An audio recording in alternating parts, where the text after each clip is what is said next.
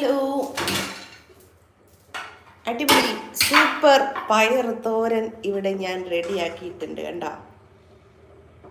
കണ്ടോ വൻപയർ തോരനാണ് കേട്ടോ.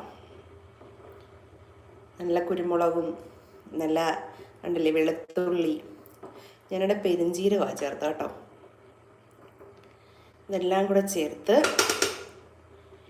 ഇനിയും കുക്കർ കഴിഞ്ഞ് ഈ കുക്കർ ഇനിയും കഴിഞ്ഞു. നമസ്കാരം ടീച്ചർ, ഈ ക്ലാസ്സിൽ കയറാവുന്നു. കയറിക്കോളൂ. ഞാൻ തന്നെ ഇവിടെ അടിപൊളി പയറുകറി വെക്കായിരുന്നടാ. ഇനി ഇത്തിരി ക്ലീനിങ്, പാത്രം കഴുകി വെച്ചിട്ട് കിടക്കുന്നു.